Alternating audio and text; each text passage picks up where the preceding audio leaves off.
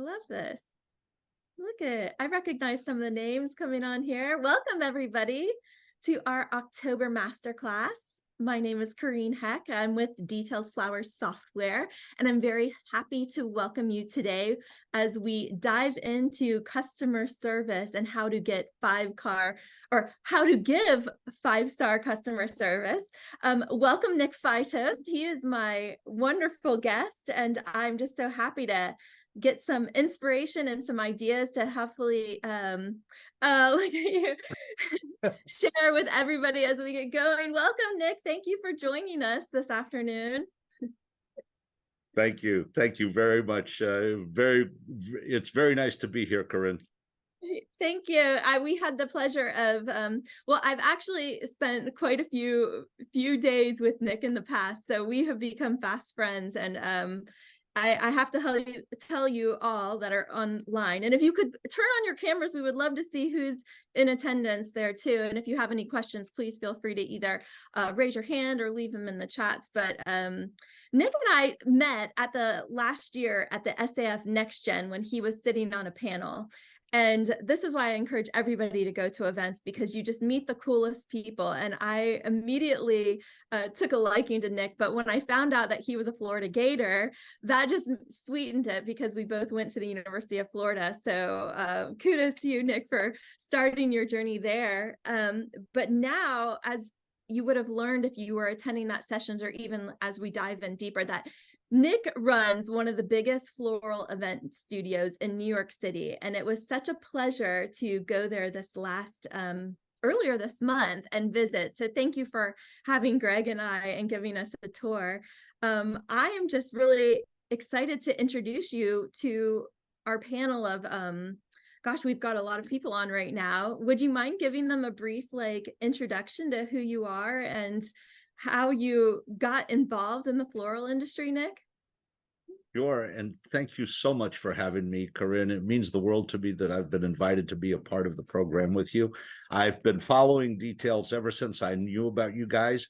And if I can say one thing about you, you're probably the most enthusiastic, positive, forward-thinking, an amazing group of people that I have met in the industry, and I congratulate you for that, because it makes a great difference, and I wish you great success in everything that you do.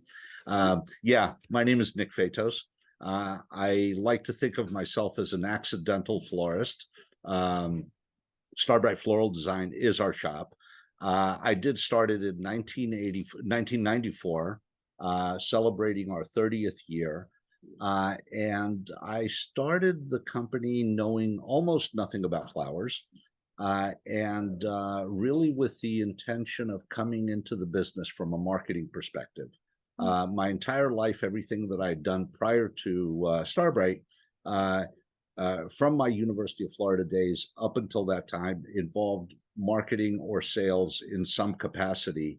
And my attitude had always been that if you don't sell, you can't succeed, because everybody sells something, whether you're selling an idea, a concept, a product, everything involves some form of effective communication of ideas, which is selling.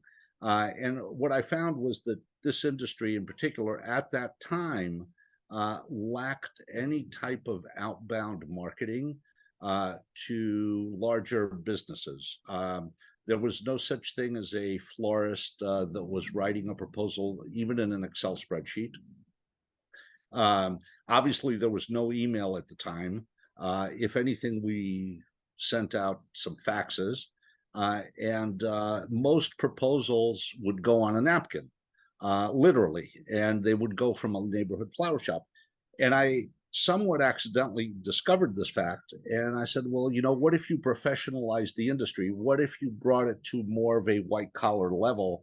And what if you communicated to event planners, meeting planners, human resource departments, office managers at their level?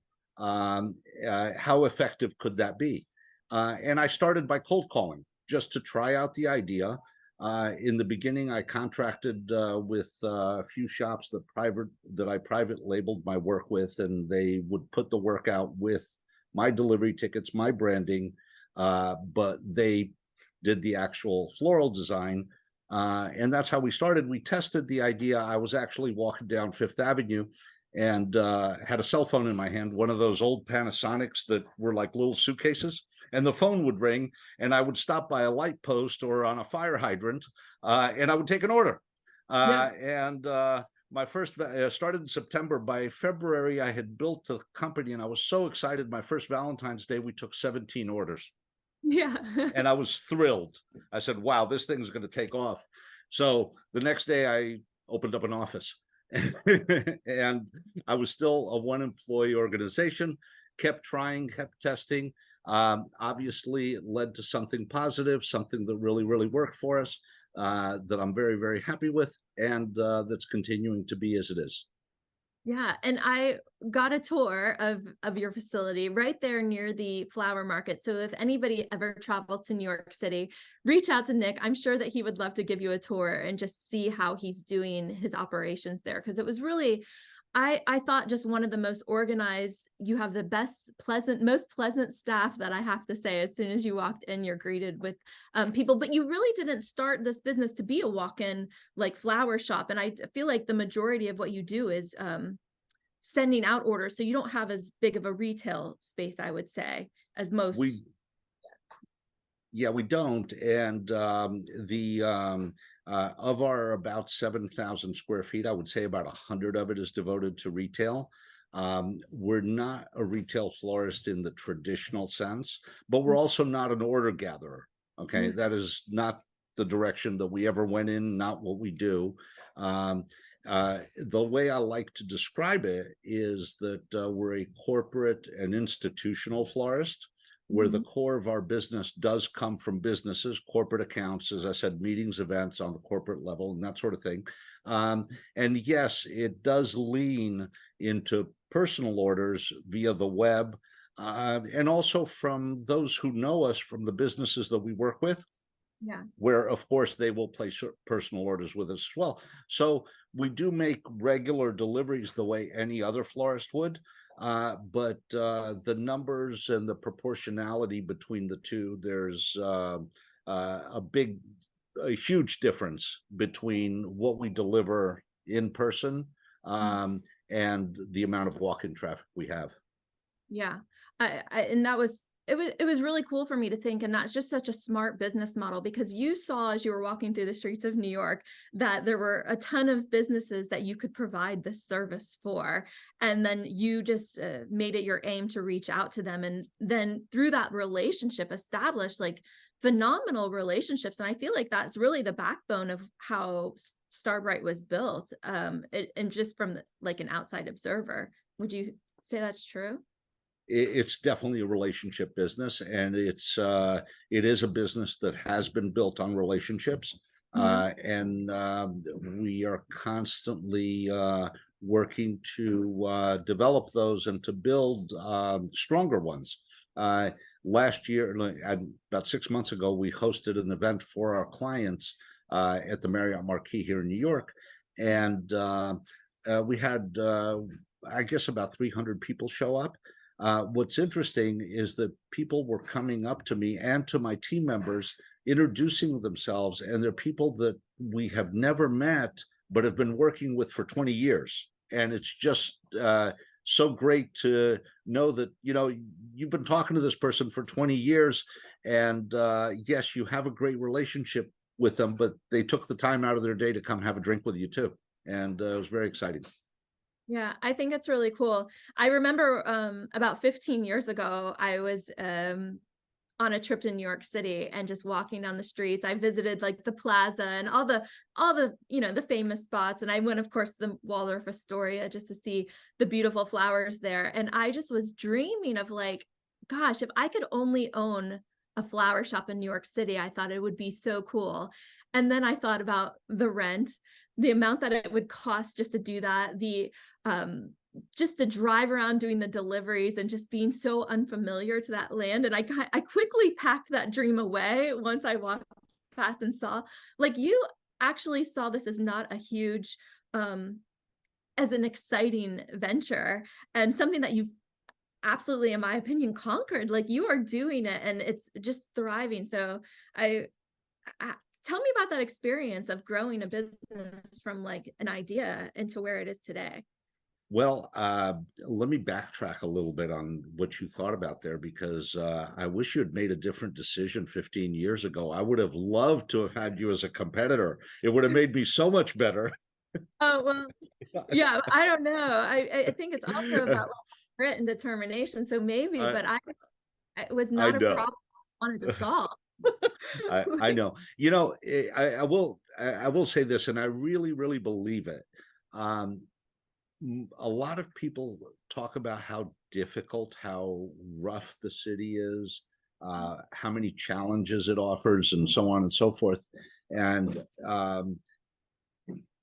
it, there's an old saying that says, if you can make it in New York City, you can make it anywhere. I kind of believe the opposite, in that this city is actually very forgiving and very easy to make it in. And if you can't make it here, you can't make it anywhere. Oh, Um, that's probably I, true. I, Yeah. it really is.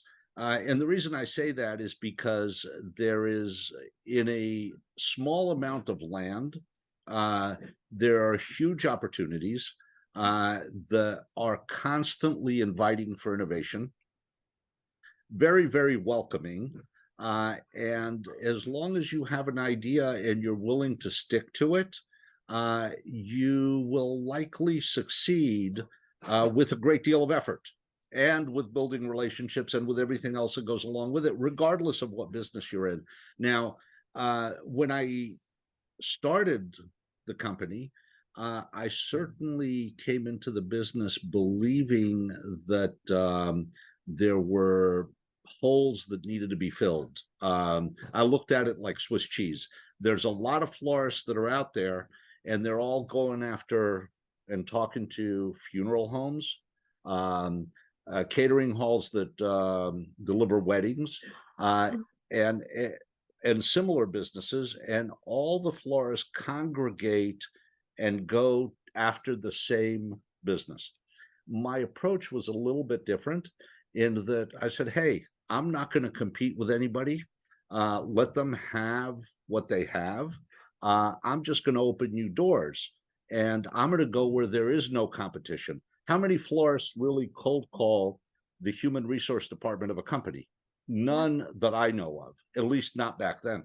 And so I took a little bit of a different approach where there was no competition. My philosophy was then, and it is now, as I believe that we all should be ambassadors for our industry and be professional and solid and good at what we do, so that we preserve not only our businesses, but the reputation of our industry as a whole. And with that philosophy, I've always said, hey, I'm not here to take a slice of the pie. I simply want to make the pie bigger. Yeah. I And if love the that. pie becomes bigger and I'm going somewhere where you're not going, and I'm building new avenues of business that benefit all of us, and of course benefit me at the same time as well, why not? Yeah. And so that was the philosophy then, and that is still the philosophy today. Yeah, I love that. And I love, for me, when I was doing the event works, it was really special when you got a corporate client, because to me, they presented less, they just wanted it done, and they wanted it done correctly and on time. Whereas a bride is more very nitpicky about each and every detail or every hue. And I feel like that's a great, um, an avenue to go after the corporate business, and it's definitely made the difference, I think, in what you're doing. That was so smart to go to the human resources department, because they have certain things they need to do in the day, and if you're right there asking for that and solving problems, then that's just an easy yes for them. And if you're consistent and show up time and again, guess what, you've just made a new ally and a friend, and someone they know to count on and who they can call and refer their friends to. So Absolutely. You know, there's an old saying that back in the heydays of when IBM was somebody who was, when they were a serious contender in the technology world, um, there was an old saying where nobody ever got fired for buying IBM. Even if a purchasing manager bought an IBM mainframe or any kind of product, and it didn't work or it didn't do its job right, you know, nobody ever got fired for buying IBM. What'd you want me to do? I bought IBM. I thought I was buying the best. In this industry, okay, I want to make sure that our clients never get, nobody's going to get fired over flowers, but I want to make sure that they look good. Okay. My objective at the end of the day is, whether it's the director of HR, whether it's the in-house meeting planner, or anybody else that we're dealing with, that my primary objective is to make sure that that person looks great to whoever they're responsible to report to. And if I do that effectively, I've completed my task. And at the end of the day, what does that person want from us? They want reliability, they want trust, they want us to remain true to our word, they want good value, okay, and they want great service. And if you do those things and do them right, you end up with a pool of clients, you end up with a network that sort of builds itself out on its own. And it's just a matter at that point of just not letting go of your principles and making sure that you're always true to what you say you're going to do, and remaining the good, honest person that you are. Yeah, I completely agree. I really was inspired too, because when we got to New York City, just to let everybody know, I did not know where in the city we should land as far. And so I wrote him an email, and he's so quick to write, whether he's on a plane back home to Greece, or because he splits his time between Greece and New York City, but he was so quick on it. And he's like, I would suggest these two hotels, let me know what you decide. And so, you know, I picked the Moxie because I was like, oh, that looked fun. And I knew they had this like rooftop bar that was like a floral inspired, and I fit in all the flowers everywhere. But when I told him where I booked, Nic said, oh, I'm going to take care of you.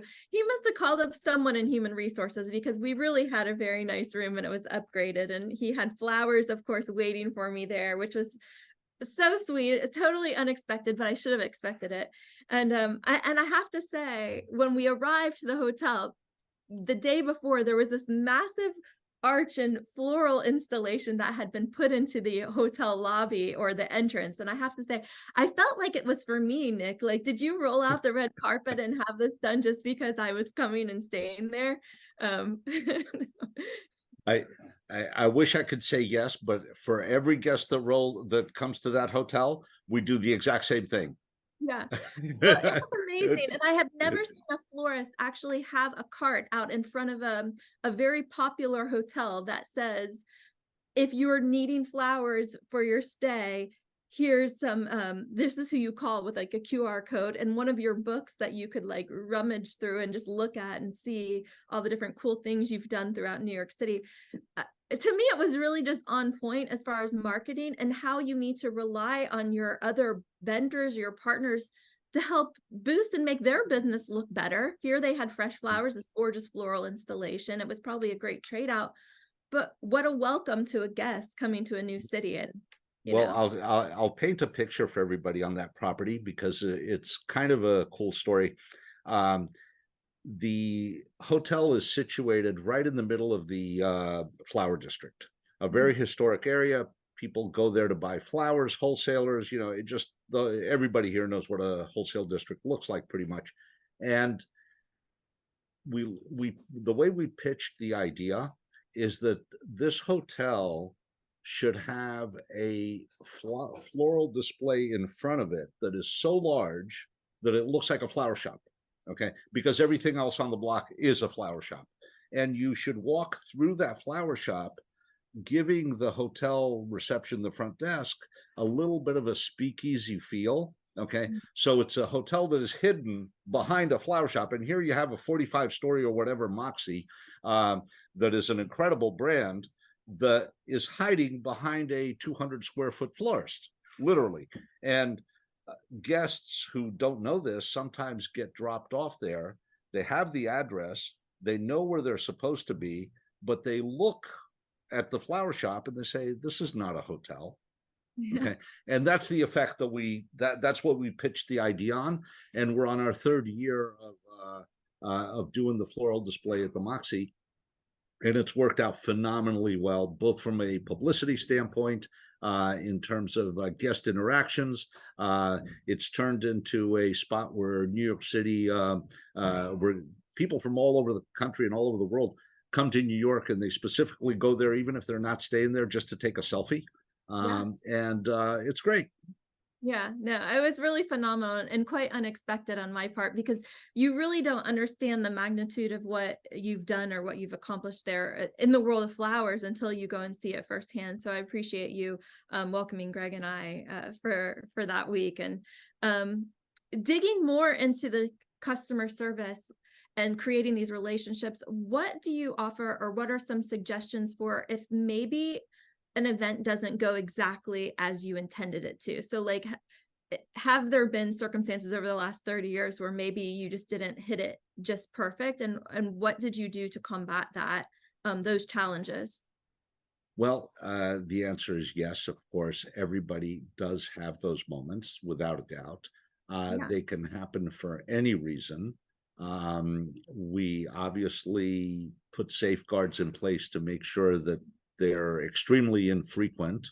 And sometimes things don't go exactly the way they should, and the guest notices, the client. And yet other times, we try to take care of it so quickly and so fast that it's like it never even happened. And I like to think of it as the Arid Extra Dry commercial: never let them see you sweat. Yeah. And it's really true. And even when there's an issue, whether it's a missing centerpiece or whether there's something that is just off on color, or the setup team is not there on time, there's this thing in New York City we call traffic. And so, there's a variety of reasons and things that we have to look out for. But at the end of it, what is the goal? The goal is simply to make sure that the client knows that we did everything possible to make amends, and we will not think of costs. Simply put, no matter what the inconvenience is, the accommodation will be made. Whether it's any kind of replacement, whether it's a substitution, whether it's an apology, whether it's sending key players flowers at home to say, hey, this happened. We want to make sure that we take ownership, that we take responsibility, we accept responsibility for whatever occurred. And at the end of the day, that we do everything to make it right, including in some cases either a store refund or a credit. I don't mind giving somebody a store refund over a credit, obviously. And the reason why I will do that is because it guarantees me that the client is going to give us one more chance. Okay. They're going to use that store credit, and you can bet your bottom dollar I'm going to pull out all the stops when they do use it to make sure that everything is above and beyond anything they've ever seen before. Even if they feel like we did them right, even if they feel we made amends, even if it wasn't necessary, I will offer them that, just to say, I want you to see what a true Starbright experience is like. Okay. And what you saw is not like us at all. I'm sorry that it happened. Okay. The apology has to be sincere, and it has to be not only from the heart, but with you standing behind whatever it is that occurred, to make sure that they understand that it's an aberration that will never happen again, and that they will regain their confidence in you. Yeah, we had a comment that said, that's great customer service. And I couldn't agree more. I love the idea of like a store credit, because it does give you an opportunity for a second chance to maybe that first time wasn't perfect or flawless, but what a great way to invite them back in. Or Absolutely. And let me on that point just say something else. Sometimes, and I do encounter this with other florists that I know and that I respect and that I work very, very closely with. This is very hypothetical. The event cost me out of pocket to run it $500 or whatever, just pick a number. And if I give them a $500 store credit, I've lost everything that I could have possibly made on it. Therefore, why would I do it? I don't want to lose my money or my profit. Well, here's the thing. How much money are you going to spend trying to find a client to replace that? Okay. Yeah. In your hypothetical example of the Waldorf Astoria with the beautiful flowers and the gorgeous lobby, if you lose that account, what are you going to replace it with? Right. Okay. How much is it going to cost you to replace it? And if you look at the acquisition cost of a new client, okay, and the revenue lost from the old client, it's worth the investment to retain that client. And I can't put a number to that. I really can't. And at the end of the day, you also find that most people, at least everybody I've encountered, people are generally very, very reasonable. We are not out to get others. And if you express yourself the right way, if the apology comes across properly, and if you have the right business sense and the right mindset, you will retain that customer, okay? And you have the future profits to thank, okay, for that whatever cost is that you had to put out in order to make this happen. Yeah, that's great advice. So what I witnessed there was you had a team, I think, of 30 to 35 people, or am I off on those? Around there, yeah. Yeah. So, I mean, I know people have all kinds of different business, their roles there might be delivery or design, but how much percentage of your employees are spent on new business or going after those new accounts? Well, I would say that roughly 10 of the 35 team members are dedicated to customer service and marketing. But I would also say that everybody has a stake in it. Everybody is an ambassador of Starbright. And it is the behavior and the performance of every single person, whether they're behind the scenes or in front of the client or forward facing, that really, really matters. And it's funny how it's the littlest thing that will make the biggest difference in every possible situation that we encounter, without a doubt. Yeah, that's so beautiful to say, because I don't think people often maybe give their entire team all the instruction or outlook of what the customer service experience should be like. But I feel like that's something that you've mastered. Is that one of the onboarding protocol when you add someone new to your team, is to like go through, this is how we'll handle these situations, or what is that? Yes. Well, it's part onboarding, and there's certainly thoughts, principles, and guidelines that everybody learns to follow from day one. But going past that, we have a culture of positive peer pressure, where everybody cares to make sure that everybody that comes in succeeds. And you'll hear it all day long throughout the organization, especially with a newer team member, where in a positive way, someone might say something like, "That's not the Starbright way."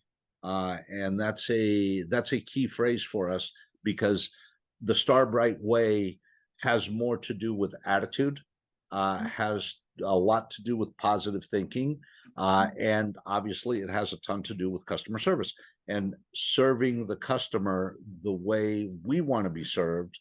And I should say to that I make it very, very clear to the entire team that everybody here is empowered to make a decision, whatever it takes to make a decision, to make a customer happy, to go the extra mile, to serve the customer properly. I will never question someone for giving too much, whether it's too many flowers, too much time on the phone, a little bit of embellishment in an arrangement, taking too much time to set up an event, a wedding, whatever. We had budgeted 4 hours and 6 people, so that's 24 staff hours. If it went to 30, so what? Mm. What did we lose anything? No. Yeah. Okay. We those 6 hours are nothing more than an empty seat on an airplane that we gave to the customer, okay, to make sure they're extra happy. And that is important to the continued philosophy of the company. And a quick example of, you know, just really how effective that can be. Um, there was a company here in New York called World Yacht, which basically ran dinner cruises and events on private yachts and that sort of thing. And years ago, back in the days of the Yellow Pages, I got a frantic phone call from a catering manager uh, who found us in the Yellow Pages and said, listen, I have a problem. We have a bride on board who used another florist. She didn't know who I was. And they forgot to bring the bride's bouquet, and the florist was an hour away and unwilling to do anything about it. Okay. And the problem is that the boat is sailing soon, okay, to go to across the river to New Jersey to pick up the bride and groom and the bridal party, and they were boarding from the other side of the river. Is there anything you can do to help us? And, you know, I thought about it for about 10 seconds and I said yes before I figured out how, but we did it. And a bouquet got made, crossed a bridge, the George Washington Bridge, came down the river, met the boat. We actually got there 5 minutes before the boat arrived and put the flowers on the boat. All the other flowers were there. Obviously, all we did was give them a bridal bouquet. Well, that was around 1997. And we became the exclusive florist for World Yacht because of that one bouquet. Yep. Yeah. Okay. They didn't ask us how much it cost. Okay. We didn't gouge them, although we could have. I could have charged $600 for that bouquet and nobody would have said anything. And you know, we got the job done. But, you know, that time that we put into it, that no questions asked, let's get it done attitude, gained us a client that certainly gave us, you know, over the years, high 6 figures in revenue. Yeah. Yeah. It's amazing. And that's the thing that I wish that more people would do, is instead of saying no, take the challenge on, because you can reap the benefits for a long, long time. When you were posting about this interview, you posted on Indeed and you commented that no man is an island. No one goes his way alone. What you put into the lives of others comes back into your own. And I think that story really just really tells. I think that was your own quote. So you're known to like give these quotes out too, like life advice. I feel like whenever I speak to Nic, he's always like giving me some nugget of something that I store away and like I get out on a rainy day. But it's those reminders I think we need as business people.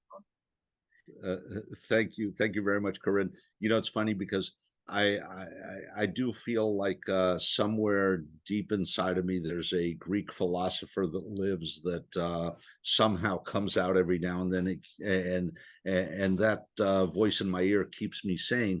But the fact of the matter is that you know, 500 years from now, I do believe that college students in philosophy classes will be studying the Book of Nicodemus. Joke, people. I'm only kidding. But yeah. Well, and it's also different if you have Nic take you on an adventure in a car in Greece, which I have had the pleasure of doing that. And he drove us to all his best spots. And where did we go? The Temple of Poseidon, I think. Yes. And Yes. so I think growing up in partially in Greece, I guess for you did grow up in the States as well, but having that experience of just being around all that history, I think did inspire you in many, many ways, that when you see where all of these ideas were founded from business to politics and just growing up in there, I think you can't walk away but feel like you have something to share, or that kind of message to carry on. I don't know. Absolutely. And you know, all of us, we are nothing more in life than the sum total of the exposures and experiences we have. And I enjoy being in, I'm not going to say the later part of life. I'm only 65, but I enjoy being in the years where I have stories to tell about experiences that can positively affect others. And just going back to that quote, it's really one of my favorites, and I don't know who wrote it or who said it. I can't claim it as my own, but the truth of it is that to succeed in business, Mhm. I believe that you cannot think of yourself. You have to think of the people you serve. And customer service is about service. And we have to remember that.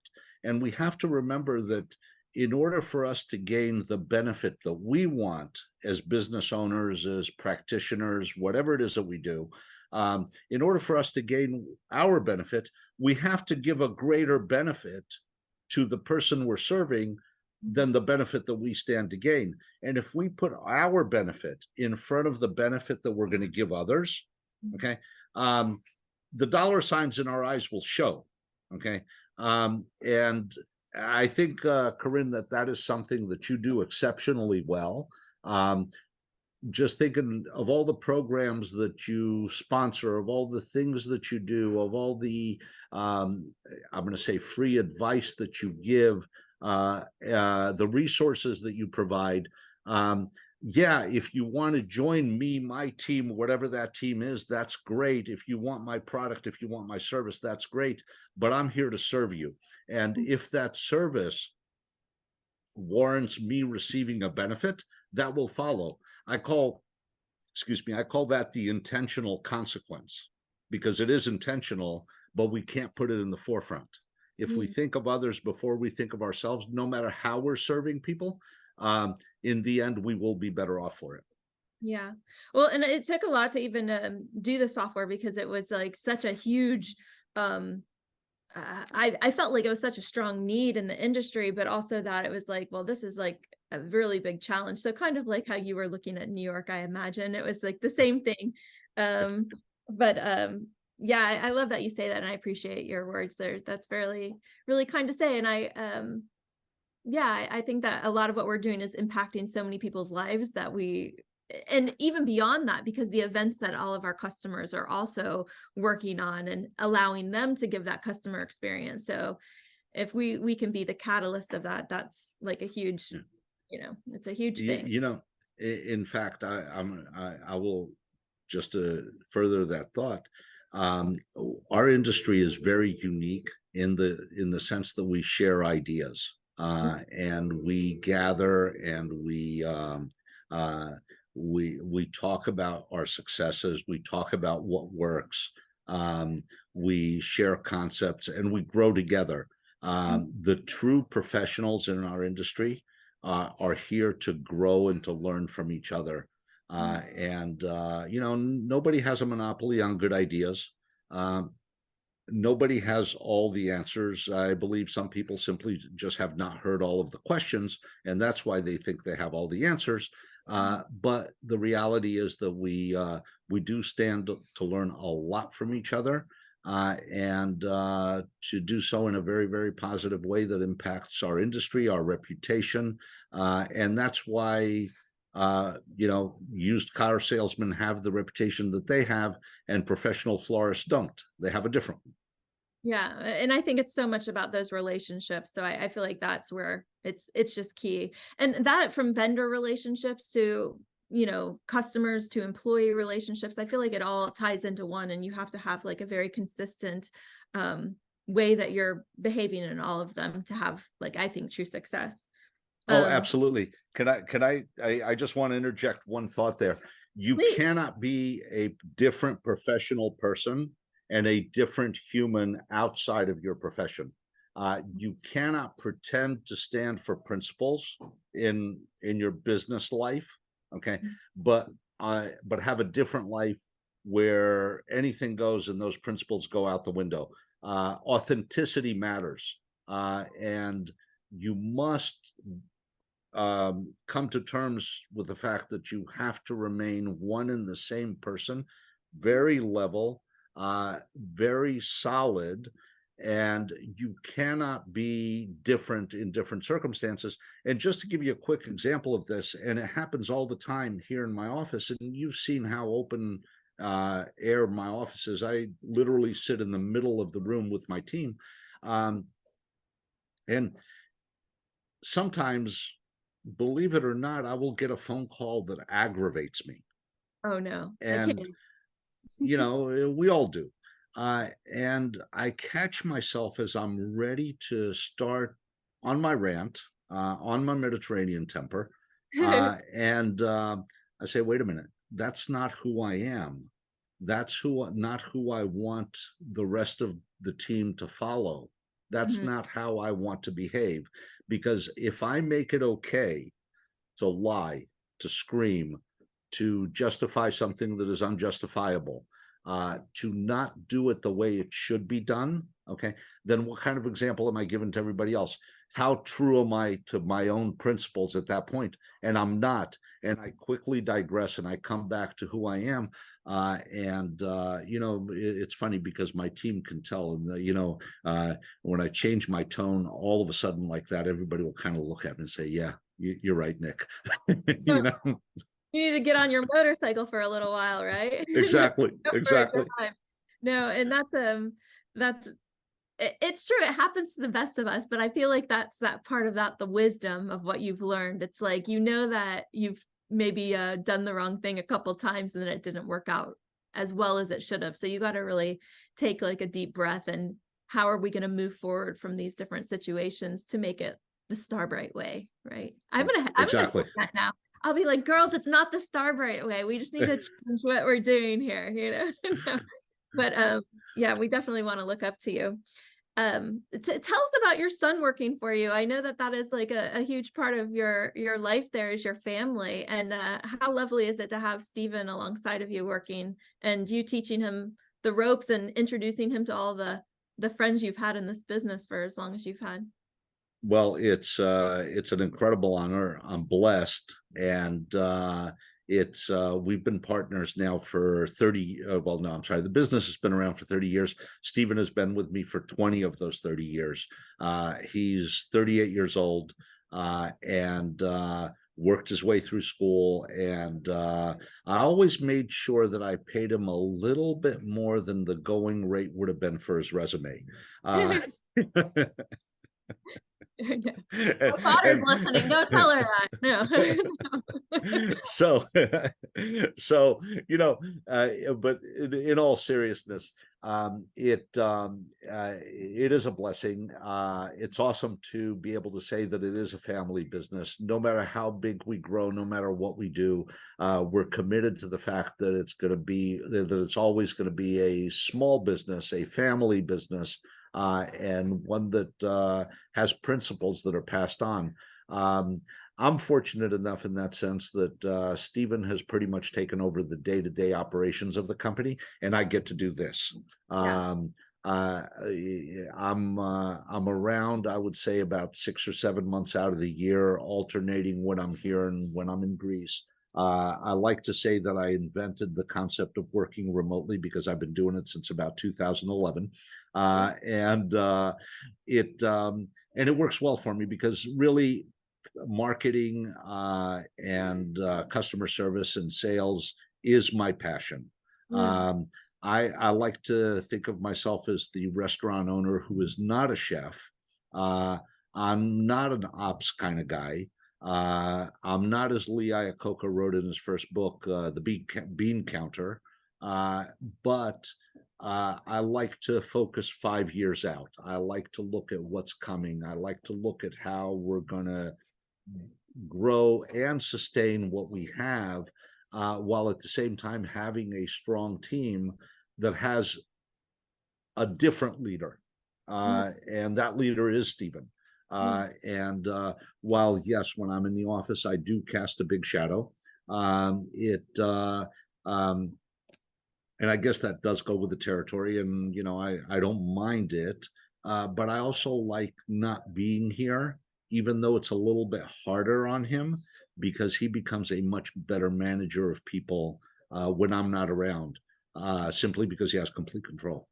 Yeah. Well, and you've had some people on your staff, I think upwards of 30 years. And then Stephen came in, I think, he's definitely was the young man on the show, I think, when it comes down. So I feel like that was a whole other avenue that he had to learn how to drive through, I guess, is having his elders that used to look after him when he was a boy, and now he's managing them. So I think that also Yeah. has Yeah. its own challenges. Yeah, no, Stephen used to come to work with me on Saturdays, and he was in middle school, and he would take deliveries to Times Square on the subway, and he was taught to just go back and forth. And so everybody, looked at little Stephen, who was, making a little bit of pocket change on Saturdays, and, so on and so forth. And this may have been 1995-ish or so. And Stephen was still in school, obviously. And through the years, they got to know him. But those same people from 1995, a few of them are still at Starbright. They're still working here. And I'm very, very proud of it. But now all of a sudden, he's writing their checks. Now all of a sudden, he's making the schedules. And there's a definite transition there. It's a challenge for both parties, and certainly one that Stephen had to overcome, and that others had to overcome as well. But you know what? We're an organization where we're all positive and we like each other. And as long as that remains, there's no challenge that we would overcome. And I feel at this point that we're equals.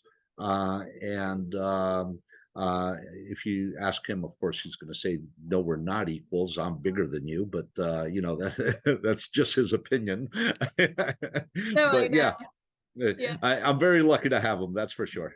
Yeah, well, he Absolutely. was to meet, hang out with. I feel like we were fast friends, and so that was such a treat to be able to show you guys everything that Details does too. Because you're not currently a customer, but I need to get people to call Nic and say, Nic and Stephen, you got to get on Details. So it was really fun to show you what we're up to. Well, time out on that point, because I do have, and this is a completely separate conversation, but I do have every intention of learning your product during the month of November, which we're going to talk about separately.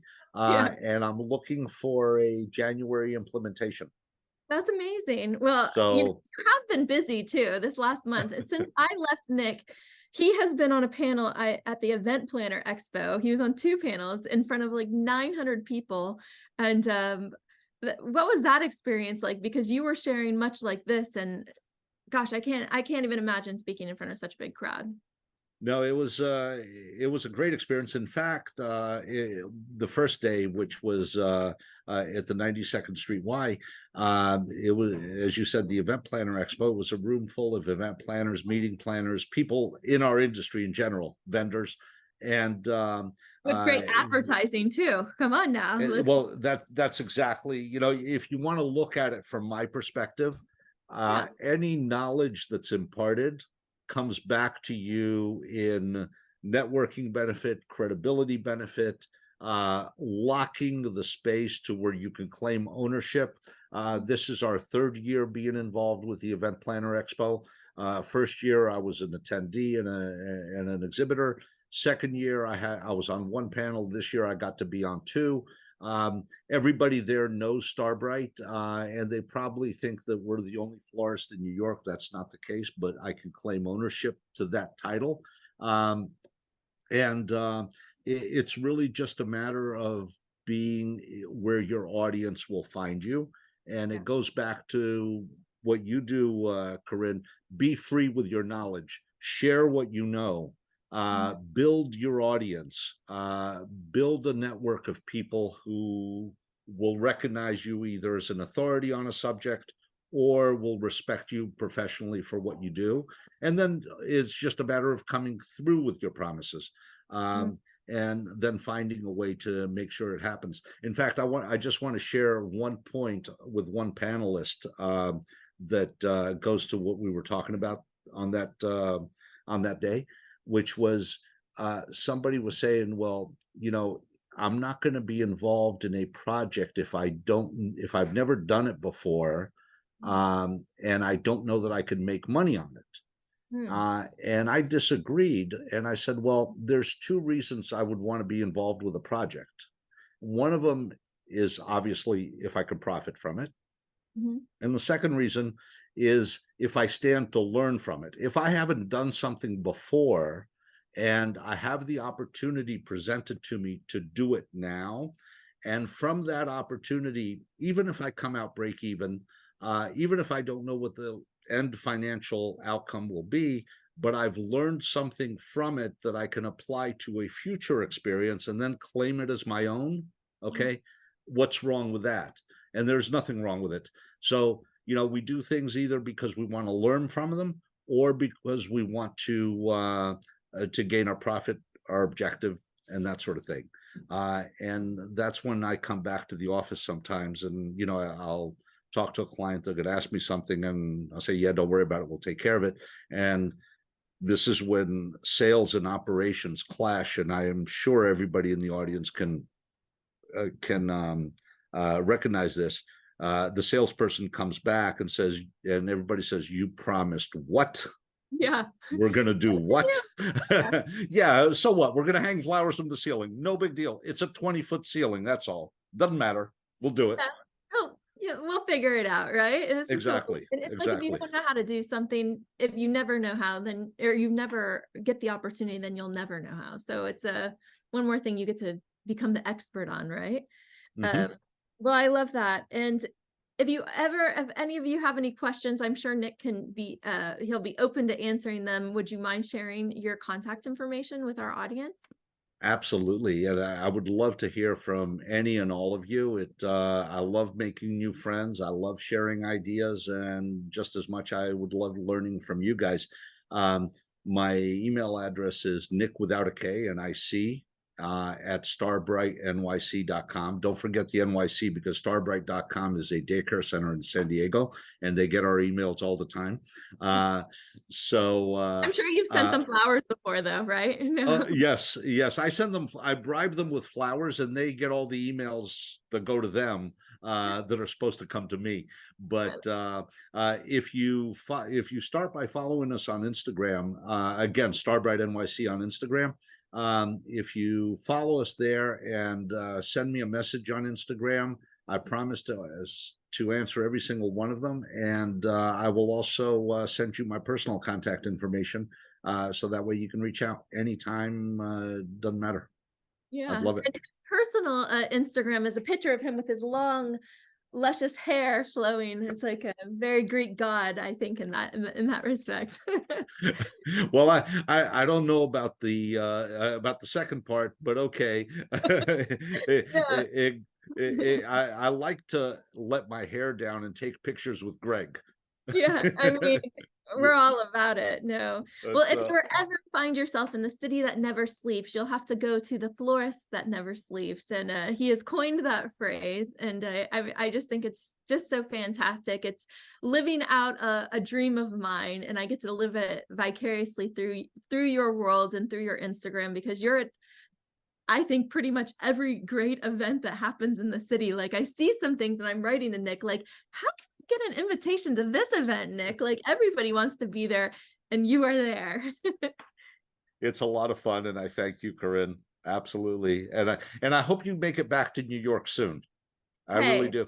And by the way, I do have, everybody heard where Corrine mentioned that we spent some time together in Greece, and I do have to tell this story because I had only met Corrine once before then at a conference in Miami, and all of a sudden I'm looking through my Instagram feed, and there's a story with Corrine on an airplane with her husband, and she's holding up, making a heart symbol, and in the middle of that heart she has the flag of Greece.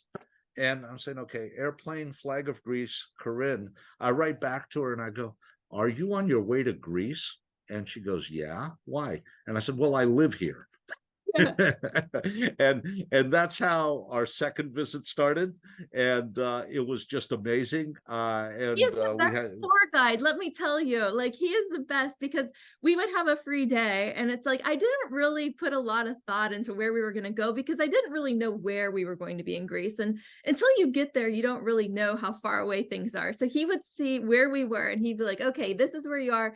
These are the 3 spots you need to go. And of course, they were like magical and brilliant, the perfect spot. So we had our own personal tour guide through Greece, which was just amazing. I would wake up to emails of, this is where you need to go today. And we're like, okay, yep. And so then he invited us to come over to his home and had cappuccinos there and drove around. And it was just awesome. I feel like I wanted to find baklava. He took me to the best bakery in all of Greece. And so if you really are traveling, you want someone that is from there telling you where to go, because they know all the best spots. So it's like, thank you so much, Corrine. yes, thank you. So cool. It's been great, and I truly look forward to the next 100 years with you.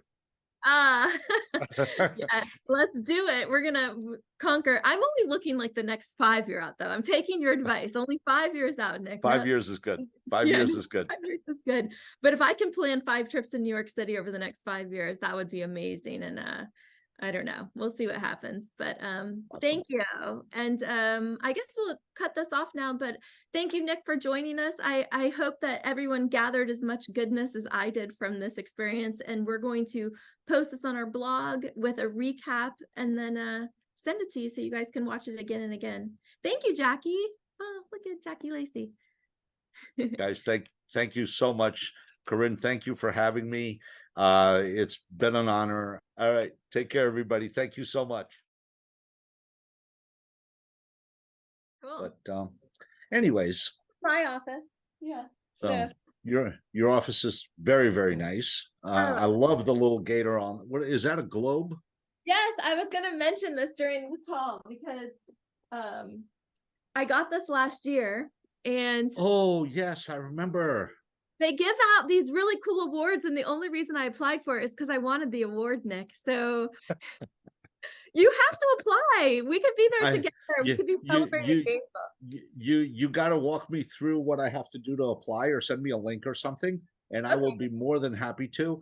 And I will stand there and receive mine and give you a hug while I'm doing it. I think it's awesome. Yeah, so I mentioned that, but it was nice. And I'd met you, I think, after we had just met, and then that award ceremony happened in April. So it's April of every year. But that's amazing. yeah.